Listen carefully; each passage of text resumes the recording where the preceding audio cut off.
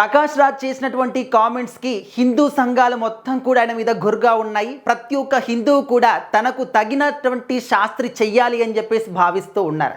ఎందుకంటే ఓన్లీ ప్రకాష్ రాజ్ అనే కాదు, చాలామంది కూడా చెలరేగిపోతున్నారు ఈ మధ్యకాలంలో. సోషల్ మీడియా ఉంది కదా అని చెప్పేసి ప్రతి ఒక్కరు కూడా కెమెరా ఆన్ చేసుకోవడం, ఆ కెమెరా ముందు హిందూ ధర్మం గురించి, హిందువుల గురించి, సనాతన ధర్మం గురించి, దేవీ దేవతల గురించి ఇష్టారీతిన ఎవడు పడితే వాడు మాట్లాడుతూ ఉన్నారు.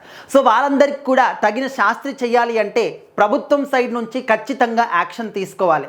ఎవరు కూడా ఏమీ అనట్లేదు కదా, అందరూ కూడా సైలెంట్గా ఉంటున్నారు కదా, అన్నప్పుడు మాత్రమే రియాక్ట్ అవుతున్నారు, ఆ తర్వాత సైలెంట్ అయిపోతున్నారని చెప్పేసి ఆ ధైర్యంతో వీళ్ళందరూ కూడా చెలరేగిపోతూ ఉన్నారు.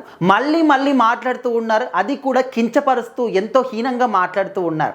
సో ఇప్పటి వరకు చాలా సందర్భాల్లో కూడా దేవుళ్ళ గురించి ఎంతో అవమానకరంగా మాట్లాడారు ప్రకాష్ రాజ్.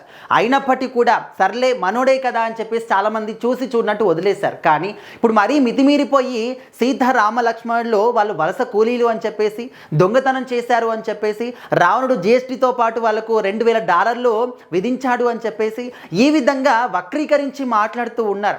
తను ఒక క్రిస్టియన్ అయినప్పటికీ కూడా తన క్రిస్టియన్ దేవుడి గురించి కానీ ఎప్పుడైనా ఏ ఒక్కరైనా కూడా విమర్శిస్తూ మాట్లాడుతున్నారా? వీళ్లకు వేరే పని ఏది కూడా ఉండదు. ఎప్పుడు కూడా హిందూ ధర్మాన్ని వ్యతిరేకించాలి, హిందూ దేవి దేవతల గురించి తక్కువగా మాట్లాడాలి, తప్పుగా మాట్లాడాలి, అవమానిస్తూ మాట్లాడాలి. ఈ యొక్క పని తప్ప వాళ్ళకి ఇంకా ఏ పని కూడా ఉండదు. వాళ్ళ దేవుడు వాళ్ళకి చెప్పినటువంటి పని ఇది ఒక్కటే, ఇంకా ఏది కూడా వాళ్ళకి చెప్పలేదు. వాళ్ళ బైబిల్ అదే నేర్పిస్తుంది, వాళ్ళ దేవుడు కూడా అదే నేర్పిస్తున్నాడు. సో ప్రజెంట్ అయితే హిందూ సంఘాలు మొత్తం కూడా ప్రకాష్ రాజ్ మీద చాలా కోపంగా ఉన్నాయి. సో దయచేసి మన టాలీవుడ్లో కానీ ఎక్కడైనా కావచ్చు, ప్రొడ్యూసర్లు కానీ డైరెక్టర్లు కానీ కొంచెం ఒక్కసారి ఈ ఇష్యూల గురించి చూడండి. మీరు కూడా ఒక హిందువులైతే ఖచ్చితంగా దీన్ని పట్టించుకోండి. ఇలాంటి పర్సన్గా మీరు దేవుళ్ళ లాంటి సినిమాల్లో అవకాశాలు ఇస్తున్నారు, ఇలాంటి పర్సన్గా మీరు అవకాశాలు ఇచ్చి గొప్పగా చూపిస్తూ ఉన్నారు. గొప్ప నటుడు అయ్యి ఉండొచ్చు, నటించే వాళ్ళు ఎంతమంది లేరు, చాలామంది కూడా ఉన్నారు.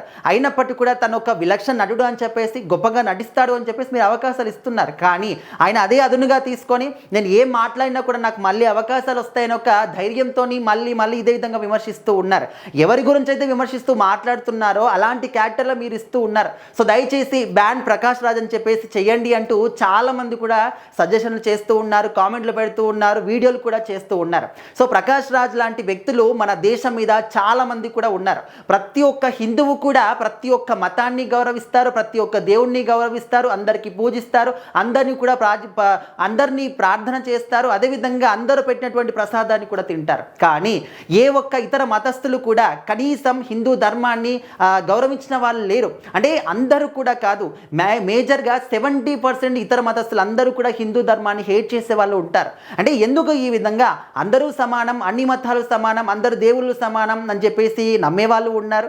అలాంటి వాళ్ళు కూడా ఎందుకు హిందూ ధర్మాన్ని వ్యతిరేకిస్తూ ఉన్నారు? అండ్ ఇలాంటి పర్సన్లు ఎవరైతే ఉంటారో ప్రకాష్ రాజ్ లాంటి వ్యక్తులు అసలు మేము దేవుడినే నమ్మము, ఏ దేవుడు లేడు అని చెప్తూనే వేరే మతాన్ని ఆచరిస్తూ ఇతర మతాలని ఈ విధంగా కించపరుస్తూ మాట్లాడుతూ ఉంటారు. సో ఖచ్చితంగా ప్రభుత్వం, రాష్ట్ర ప్రభుత్వం కానీ కేంద్ర ప్రభుత్వం కానీ ఈ యొక్క విషయంలో కలగజేసుకొని ఇలాంటి వాళ్ళపైన కఠిన చర్యలు తీసుకుంటేనే రేపొద్దున మళ్ళీ ఎవడైనా మాట్లాడడానికి భయపడే స్థాయికి తీసుకెళ్ళాలి అని చెప్పేసి ప్రతి ఒక్క హిందూ సంఘాలు కానీ హిందువులందరూ కూడా కోరుకుంటున్నారు.